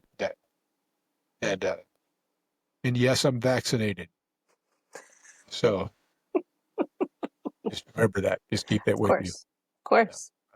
I'm so happy to be vaccinated, that, it's But that's what kept me from working a little bit at the beginning, was because I wasn't vaccinated. Yeah. Some people wouldn't let you go. And the sad thing about it was, even when I did get vaccinated, I was never, ever asked for anybody to see my card, prove anything, nothing. I had to do a show one time, and they were on the thing where you had to be vaccinated and show that you were clear. And then every 3 days they would test you again, not vaccinated, but you did have to be tested, and you'd have to make sure you were clear. And then every 3 days they would test you again, to make sure there was no issues. Yeah. And I went, I took my paperwork with me. Nobody ever asked me for my paperwork. They never tested me after the 3 days. Never said another word about it. And they were all cancer doctors. Nobody was wearing masks. Everybody was just having a great time. I was like, this is what it should have been. Yeah. And you know what? If you hadn't gone and screwed up everything and Charlotte and caught COVID, we might have been okay over there too. But that's okay. I was waiting for that to come up. Mm-hmm. You forgot about that, didn't you? No, absolutely No, not. Did not. I was stuck in a hotel for almost 10 days. Of course I didn't forget about that. With my infant and my husband. I got to work with the number one prompter operator. So I was waiting on that one too. The A team, I know. The A team, the Molly team. Yep. I couldn't believe that when you called me and you said we've got COVID, and I went, "Damn it! I don't have time for this." It was like the night after the first day, and it was just like wild to me because we came to Charlotte early because my cousins live up there. And so we were getting up there, and Sean's like, man, I just got this like sinus headache I can't get rid of. So he's taking like Sudafed, cold medicine, all that. And he just doesn't feel great the whole time we're there. And then Anna comes down with something. We ended up taking her to urgent care. She had just turned 1, never tested her. And so they like diagnosed her with an ear infection. And we're like, well, that makes sense. And then I started getting congested, and Sean's like, man, that hotel soap doesn't have any smell. And I went, I smell it from across the room. No. I was like, oh man. We almost had to shut that whole entire show down because of you. I'm kidding, but no, we didn't have to do that. Okay, I was like, oh my God, you never told me this. Oh man. Thankfully, I mean, I was pretty isolated over there by myself. I wasn't close in proximity to the rest of the crew backstage. I would over off to the side. Oh, was that Public Works? Yep. That was Public Works, wasn't it? Yep. That was about like that. So that was fun. Yeah. Oh God, I hated that. Charlotte, I love Charlotte. Charlotte's a great town, but the convention center where that ballroom they put us in. I feel like somebody was just telling me this, George. He said the exact same thing. He was like, God, I hate the Charlotte Convention Center. Because that room they put you in, it is so hard to get into because you have to back the truck. You have to back the trucks in down the hill because if you remember, the NASCAR Hall of Fame is above that. Right across. Yeah. Mm-hmm. And so you have to go underneath all that stuff. And those poor guys had to back that truck in there. And I felt so sorry for them. But we get it in there, but it just took forever to get stuff done in there. Yeah. Charlotte's a great town. Hated that convention center. Oh, I love Charlotte. I love Charlotte so much. I hated that I got sick and I couldn't do anything. That's all right. Molly came and bailed you out. So she's the hero. She's a good egg. Yeah. She's been. Is she still working with you guys? That's basically what I do now. I sit in this room that you see, and I do all the paperwork and onboarding clients and shows and send her to work. Oh, did I lose you? Life's rough. Not even going on show side anymore. That's terrible. I think I lost you. Are you there? I can see you. I lost you. Can you hear me? You're frozen. Yeah, I'm here. Barely. It's still kind of in and out. Okay. Can you hear me?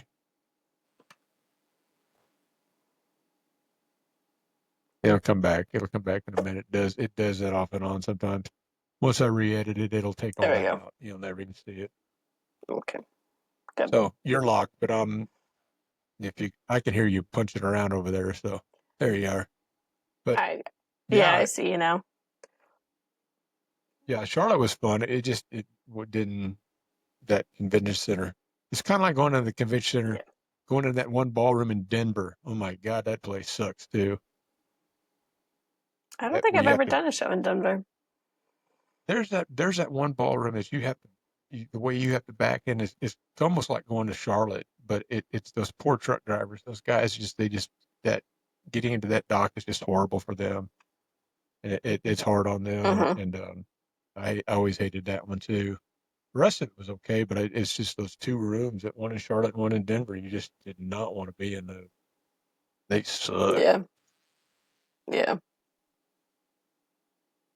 So, did Yep. you see any of the boys? Have you seen Sweeney or Wally or anybody lately? Or Yeah, I just did back-to-back shows, and and you Sweeney was locked on again. one and I'm Wally was waiting. on the other. There you go. Hi, am I here? No. Can you hear me now? Hello. Hi. Yeah, No. you and that damn phone. You there? Yeah. You're gonna have to get on AT&T or something, get off of Boudreaux's network when you're doing your phone. And there she went. May stay here. Yeah, she dropped out, everybody. I think she's having some issues with her phone. I'm going to stay on here for a minute and we'll visit for a second. I did real quick. I did say before, and I'll say this I'm going to kind of break my rules for a minute. I always said, we're not going to discuss politics or religion, but I'm going to kind of break one of those rules right now and ask that everybody, if you get a chance, I don't care if it's 2 seconds, 5 seconds, a minute, an hour, whatever. Say a prayer for the folks uh, down in the hill country here in Texas. The floods just decimated that area down there. I think that the count last night was over 80 people had passed, and a lot of them were kids because there were a lot of summer camps down through there, and so there was a lot of kids lost. There's kids that are still missing. So if you guys get a chance, and if you don't do the religious thing or anything, just, hey man, just try to send some good vibes to them because they need it at this point. Um, I don't know. Let me see if I can see if she'll come back here in just a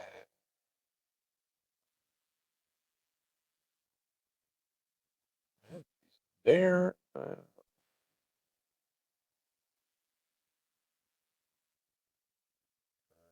turn that phone. Oh, that child.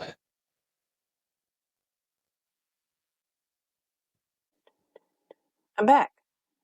And she's back, ladies and gentlemen.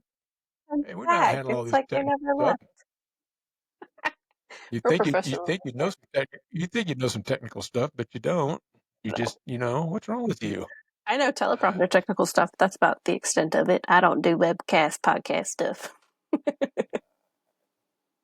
I somehow avoided like the Zoom era. I avoided all that. I The didn't. I got stuck in 21. I did Zoom and Skype and what was it? What was the other one? WebEx. Did all that yeah, stuff. That sucked. I yeah, hated that. yeah. I think everybody's If I over heard the it, on- Zoom at this point. if I heard it once, I heard it 1,000 times. I wish we could all meet face to face. Don't we So all? yeah, everybody did. We're all locked in. Yep. Well, I wasn't locked up because I refused. I went up and said you got a mask on. I just went somewhere else. Yep. I'm not one to play by the rules much. So Yeah. so Shocker. I don't know what me. You? There's one thing I was going to ask you. Okay. Have you heard from the Fashion brothers? Ooh, that's a good question. No. Well, I have heard Sean works with John every now and then. Charlie, I have not seen or heard from in forever. So Well, I knew that Johnny he shot the Saints games. He did a lot of the Saints games, but Yep. then when he wasn't, in the off season, he would come and do stuff, and he did some stuff for us. And Charlie, I worked with him quite a bit, but he just kind of fell off the planet. He started doing out of town gigs, and he was out. Never heard from him again. The one story that I had from him was, I think he and John were on this show. We were doing, I want to say it was one of the Lions Club. I don't remember who it was. It was one of those, like, it wasn't the Elks, but it was either Lions or it was something that we were doing. And Yeah. Charlie and Johnny were two of my camera guys. And they used to bring these kids in from all around the world. They came in and they made a choir out of them, and the kids would sing and do all this stuff.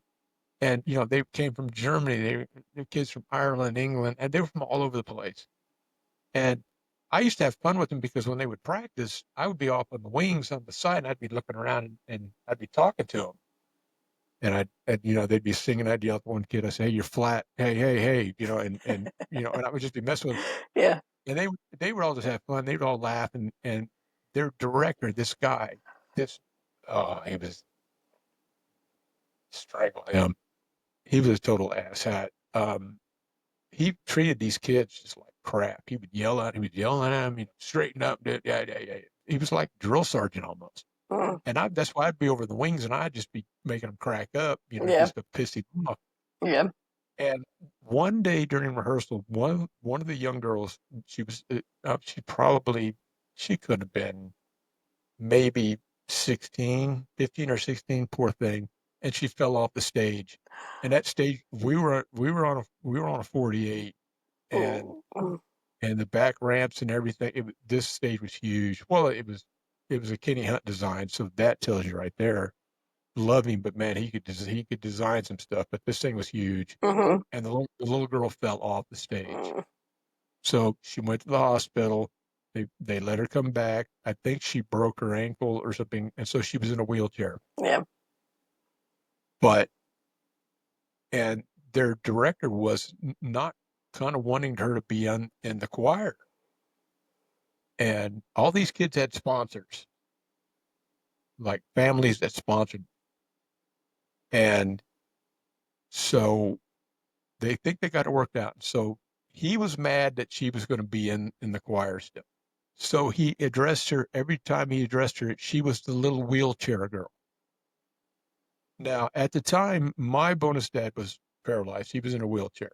He had a stroke, and he was in a wheelchair for the rest of his life. And it kind of rubbed me the wrong way. Because what rubs me the wrong way was, if I had to take my dad with me somewhere, and, we'd go somewhere and we'd try to go get into handicap parking or something like that. And somebody was always parked in there. It wasn't supposed to be parked in there and stuff like that. Stuff like that just pissed me off. Pisses me off today because I tried to get in a wheelchair. Can't. Yep, me too. And so he kept calling her the little wheelchair girl. And I was thinking, I don't know how long this is going to go. Well, the little girl and her sponsor came to me one day, and her sponsor was crying. And I said, "What is going on?" And she said, "That man is being so mean to her." And she goes, "I can't take this. I don't know what to do."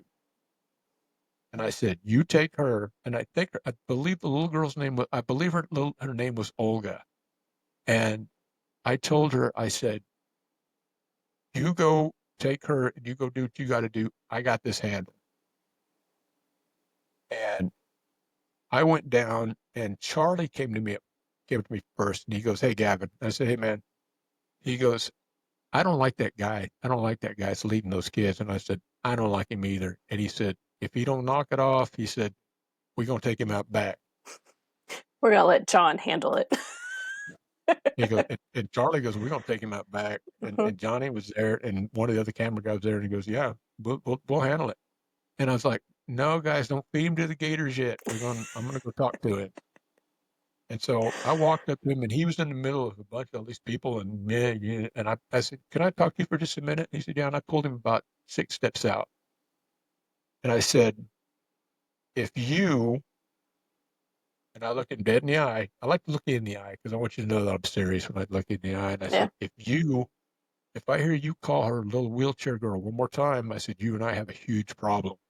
And I said, "It's just not you and I. It's going to be you and a whole bunch of us. You're going to have a problem." Mm-hmm. Now I've got everybody at bay at this point, but this shit's gonna stop. And he goes, well, Mm-hmm. you can't come talk to me that way. I take care of, children that are physically disabled. And I said, if you take care of children that are physically disabled, then you know better than Yeah. to say something as crude as something like that. Yeah. And I told him, I said, I will. I just want, I don't know, I just kind of blacked out. And I just told him, I said, I will beat you within an inch of your life if Mm-hmm. you do it again. Mm-hmm. And I just walked off. And I thought, well, that's the end of my job, Yeah. but that's okay. It's Worth it. okay. I was always taught stand up for those who can't stand for themselves. Right. And so who was the manager at the branch in New Orleans at the time? What was his name? Is it Darren? No, it was horrible. I can't remember his name. Such a cool dude. Anyway, I can't remember. he came up. He came up to Dallas. He was in the office one day, and I saw him. I was walking down the hallway. I saw him. He said, "Hey," and I said, "Hey, what's going on?" He goes, "Can I talk to you for a minute?" And I said, "Sure." And I thought, here we go. So we went in the office and we sat down. He goes, "I want to know what happened at the show." So I said, "What show?" And he looked at me and he goes, "You know what show?" And I said, "I know." Yeah, I know. So I walked him through everything. I told him the whole thing, and I told him exactly what I said verbatim. I said, "I'm not leaving anything out. This is exactly what I told him." And he goes, "Gavin," he goes, "I want to thank you for doing that." And he goes, "I'm going to shake your hand." And I said, and I thought, well, I thought you were getting ready to fire me. And he said, no, no, no, no, no. He goes, "You did something that I would have done." And I said, well, I did something that a whole lot of people back there wanted to do. Mm-hmm. Because I But a kind nicer of held version. him off. Yeah, because I held him off because he was going to be gator bait if he kept messing around. Mm-hmm. And let me off the hook. And I thought, okay, cool. That was really I think that was the only run-in I had until late, in 20, was it right before I quit? I think it was in 23, late 23, that I did a show in Dallas at the Gaylord. No, it wasn't at the Gaylord. It was at one of the big hotels downtown. And it was just this in and out thing. We went in, set it up. They did this big, it was for, and you know what it was? It was for American Heart to Stroke Conference. And I was so mad about this. I was so pissed about it. Doak Collins, if you see this, Doak, I love you, but I was so mad at you about this because I called him and I said, "Hey, why am I not doing stroke for you?" And he goes, I thought you were out of the mix. I thought you were out of the business." I said, "No, I'm still working." He said, "Well, nobody told me." And I was like, "Of course they didn't take it." Yeah. So they brought somebody in out of Orlando to do it when I could have did it. Mm-hmm. Mm-hmm. So anyway, I did the awards dinner. We went in, set up, did the dinner, and then tore it out that night. It was that in and out one day thing, and I hate those. Mm-hmm. And we were coming out, and of course the truck driver calls me, says, "Hey, I don't know how to get there." And I said, "Of course you do." And so I told him, we gave him directions. He called me back. "I still can't find it." "Of course you do." About this time, it's about midnight. And he Oh, goes, "Well, why don't you send some people down here to show me where it is?" And I said, "First of all, I'm not sending any of my crew out in the streets of Dallas after midnight. We're downtown. It's not happening." mm-mm. And I said, "I've told you how to get here." And he goes, "Well, I'm just going to leave. I'm just not going to do it." And I said, "I wouldn't do that if I were you, but okay." And so I called transportation with the company I was working with. Mm-hmm. And I said, "Look, this guy's being a pain, and I don't know what to do with him." And I said, but he said he's leaving. And I said, "We're getting ready to be down here and ready to go." And so I guess they called the owner of the company or whatever, and he got a hold of the driver. And so the driver he got his butt chewed pretty good. I bet so. And so then he shows up. He finally gets there, gets back in, and he jumps out. And he's this little short black guy. Jumps out and he goes, "Who's Gavin?" And I'm standing up on the dock and I'm waving at him. I'm going, "I am." He goes, "I don't like how you cussed me out on the phone." I was like, "What are you talking about?" He said, "You cussed me out on the phone." I said, "No, I didn't." I'll cuss you out on the phone, and I'll cuss you out in your face to your face, but I'll cuss you out on the phone. And he goes, yeah, and things going on and on. And he kept on. I said, look, just wait in the cab. We'll have you loaded. I'll yell when we're ready, and you can go. So he took his paperwork, he opened his door, and he threw it in the cab, and then he shut the door. He came walking back towards the dock. Well, this time he came up the ramp and came up on the dock. And they had been doing some construction over in the corner over there, and there was some pallets and stuff over there, and there was a loose pallet board. So he just took the board off that pallet and started walking toward me. And I'm standing there going, is this really going to happen? And he's walking over and he goes, I told you. And he's just, yeah. And I stopped him, and I said, look, and I'm not,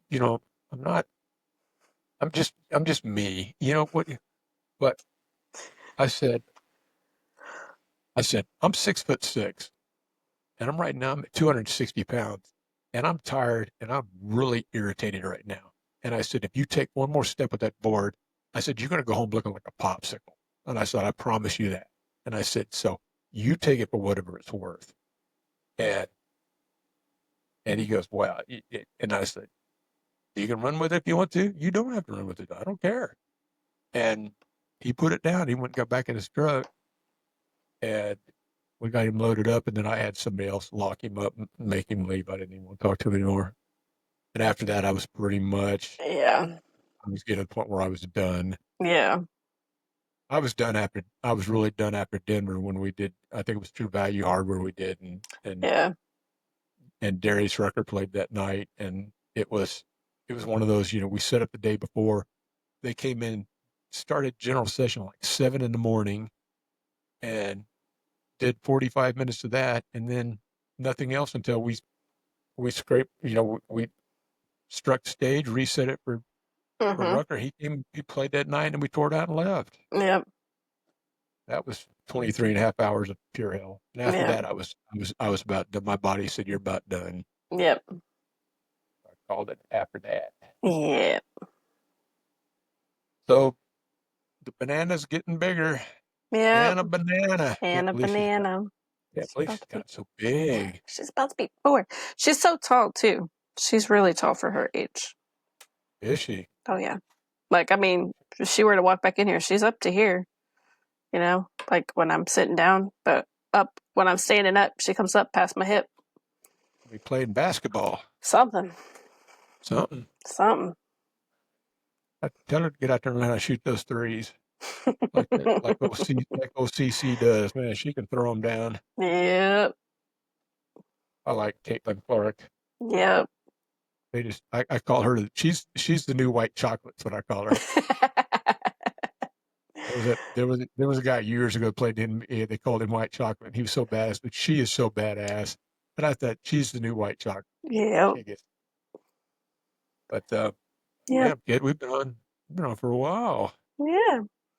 I'm so surprised somebody hasn't come knocked on the door. Speaking of Anna Banana, Mama. I just saw Tracy just peeked in the door. Yep. I always get that. You done yet? Yeah. You gonna finish yet? It takes forever to do that. Why does it take so long to do that? Because we like to talk about ourselves. What do you want? But, we're just talking. What else are you gonna do? Yeah. I think we've pretty much covered a whole bunch. Pretty much. Pretty sure we have. Yeah. But I am glad that you came on. I'm glad you agreed to do this because I didn't know when I was going to be able to catch you because you're so damn busy all the time. Good timing. It was perfect. Yeah, I figured it was time to catch you. You caught me my 3 days at home. Well, I'm catching a lot of people now because there's another girl I used to work with, Alicia. She's out of LA, and she was one of my camera operators. Now she's the I think she's director of photography for. It's one of the series that they shoot on Netflix. Oh, nice. She does. Yeah. And I talked to her and I said, "Would you come on and talk?" And she said, "Yeah, but we're still shooting this." She goes, "I can't till after July or middle of July." And I said, "Okay." So I texted her the other day and I said, "Hey, you about ready?" She goes, "Well, I'm in Bali right now." And I was like, "You suck. Stay there. Don't even come on. I don't even want you on, man." Love it. Yeah. It was her anniversary, so they were in Oh, Bali. okay, I'll be fine. in her if she'll come back out and I want see to go me. to So Bali for my anniversary. I went to Jamaica on the 5th for the 5th one. Can you believe those that? Sean and I have been married for 5 years, coming on 6. are a bunch of rookies. It's a lot I for think me, man. I'm like, dang. It just I think because it goes by so fast. Like, I can't believe it's already been I 5 think years. this year is 22 for us. Yeah, we got married in '03, so it's 22 years this year. Yeah, We've been together for 20, what a lifetime I call it. basically. Shoot, I We've feel been like together. Sean and I have lived several lifetimes than the 5, 6, 7 years we've been Oh, together. No, I no. know. I'm waiting. There's stories I could tell you, kid, that I'll tell you one. My wife and I, we've been to jail together. That's not something everybody can say. They can't. We've been to jail together. Hey, I told her I did not want to rob the 7-Eleven, but she made me the wheelman, and so I had to do what I had to do. Oh my gosh. And because I really liked her, and no, that's not the case. So don't even start calling 911 or anything like that, because it did not happen like that. It was stupid. We had warrants out for traffic tickets, if you can believe that, and we ended up getting picked up together. I Well, believe that. that's a story for another. That's a story for another time. That's because Lord. people tell me, "Whoa, it's so hard to be married." I said, "No, you don't know anything." But I can tell you stories about being married. It's fun. It's a lot It of work. You it know it. is. Yes. And you've got a child. See, we don't have children. We've got Yeah. dogs. That's a whole nother level. Becoming parents. You find out things about your spouse that you're like, I didn't know that. I didn't know you felt that strongly about that certain topic, whatever it may be. Oh, okay. Tracy said that to me one time. Of course, we got married. I got married. I was almost what? I was 38 or 39 when I got Mhm. married. Mhm. So I mean, we talked about kids. And I kept thinking, I'm going to be like, I'm thinking about how old am I going to be when this kid, gets out of high school and whatever. Yeah. And I said, okay, that's fine. And but she can't have kids. So, Mm. and I said that's okay. We can always adopt. There's Mhm. always ways to go around everything. I Yeah. said, but I have one question for you. I said, do you believe in spanking your children? And she said, oh no, oh absolutely not. I said, nope, Nope. we can't have kids. We gonna end up divorced. Nope, we're not having Yep. kids. Yep. 'Cause you know, and she goes, well, did your did your mother spank you? And I went, my mother was a professional at whipping my ass. What are you talking about? One of my first Mother's Day gifts, I was gifted a wooden spoon because that's what I got spanked with. So. a good spoon, the shoe, the Mhm. belt, Mhm. uh, ice water every once in a while. There was a yardstick that came into play a couple Oh yeah. times. Yeah. It was always something there. So Mhm. that was just the way it is. But I'm glad that she is doing good. When does she go to school, or is she? She's already been in pre-K for a couple years because that was another shift Sean and I had to do. So once I stopped going to work and started staying home more, I said, well, if you're going to work, my workload is still the same, but now you're gone to not watch her. And so I started putting her in. I think she was just turned 2 when I started doing like a little daycare nearby. And it's been Oh, fantastic. She loves it. good, good. Yeah. She's so cute. I know. She looks like she's doing good. I haven't told you. What? My husband, for the longest time, one and done. We're not having any more. I'm not pregnant, but we are trying for a second one. He just changed his mind back in June. So we're going to add to the family. Last one. When One you more. said my husband, I thought, am I going to have to come down there and kick his ass? I love him, but I'll come down and kick his ass if I have to. And it'll be nothing but love as I'm whipping his ass. But Oh, I yeah. just no. No. So you No. guys are trying again, huh? Trying again. And it Oh, was not hard for us the yeah. first time. So probably in the next few months, we'll be announcing we're pregnant. I just have a hard time just thinking that my child is having Making life. Creating life. And that's why I love your dad, because he told me a long time ago, he said, "You have my permission. You can be her extra dad." And I said, "Okay, as long as I've got your blessing." And so he gave me that. And so you better tell Sean to straighten his ass up. But no, he's good. Sean's been good to you. He's a great guy. I would love him to death. Literally. He's like, Is he still smoking? Yeah. That's the only thing. That's his only flaw. Tell him to knock it off. That's not good for him. Yeah. Oh my gosh, I just met his oldest brother that he's biological with this weekend. And when I tell you, I literally had 2 Seans in my house. I was like, when he first got there, I was like, this is weird. Like, they don't look identical, like they're related, but like, man, just watching them. And he was telling me, he's like, yeah, my order at Burger King is this. And I said, that's Sean's order at Burger King. And he's like, I love black pepper. And I was like, so does Sean. This is weird. I know you're sitting there thinking, if I kill both of them, will they be missed? I don't know. I just don't know. No, but it was wonderful to meet him, and just, Sean's fantastic. The reason we work so well together is because we're so opposite. He is so chill and go with the flow, and I have to have a plan, just opposites attract, I guess. It does. I was always told, a friend of mine told me a long time ago, he says, whenever you decide you're going to get married, make sure the woman you marry is a hell of a lot less crazier than the one before her that you were going out with.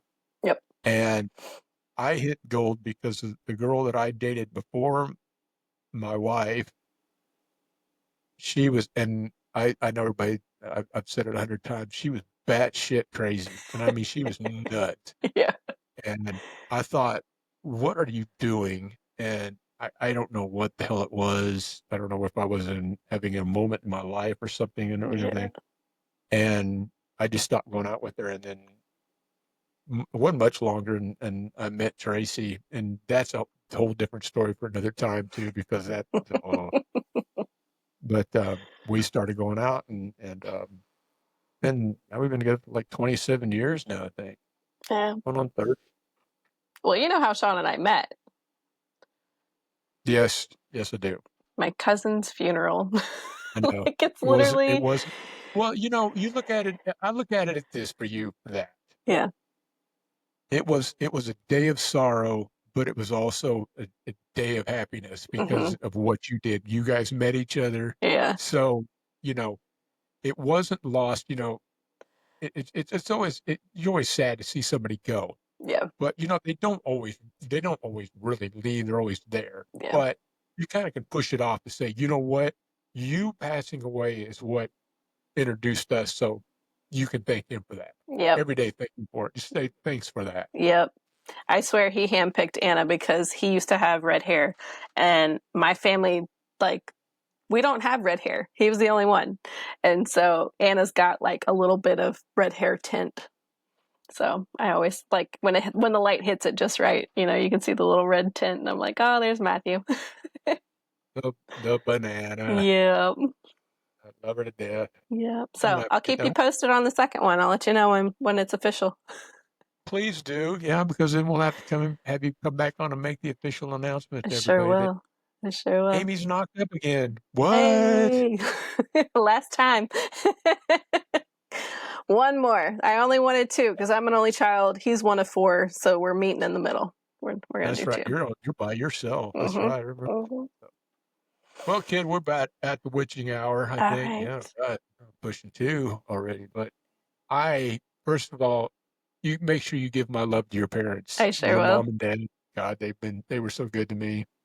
And give your husband a hug for me. I sure will. And you make sure you hug and love on Anna Banana for me too, to let her know that I'm thinking about her. Always. And you, kid. What else the hell could I say to you? I don't know. Love you too. Thanks for being you. Thanks for being you. Thanks. Thanks for being you. And I love you. I love you. And we'll do this again. Good. So This was and fun. you won't fall out of touch. We'll stay in touch. Okay. We'll stay. I got your number, so I'll be texting you every once in a while. Please do. I feel like I'm always the one reaching out to you. Golly. No, it's not like that. Don't be there. But there is. I think that's. Yeah, I think we better think of. We'll get together again. And again, tell everybody down there. Tell if you see Sweeney or Wally, any of the guys, tell them all hi. Tell them I love them. I sure will. Love to see them someday. I mean, I'm gonna drag some of them on and talk to them as well. They just Do need to it. come on and They probably say got hi. more stories than I do, for sure. Oh my God, you know they do. They do. Yep. But again, everybody from broadcast down in New Orleans, the lovely Amy Bradshaw, my daughter, from a whole different family, but I have to treat her like that. So you take care of yourself, kid. You too. Let's talk And to you soon. you know that I will talk to you. Oh, it'll be sooner than later, I'm sure. So I'll probably contact you first, like always. It's cool. please do. I'm always around. So just stick with me for a minute, and I'm going to do this real quick. I know you know this voice. Thanks for joining Epic Stage Journeys and then some. Stay well, and we'll see you down the road. Yes, we will. You guys take care of yourselves. Love you. Love you. Bye.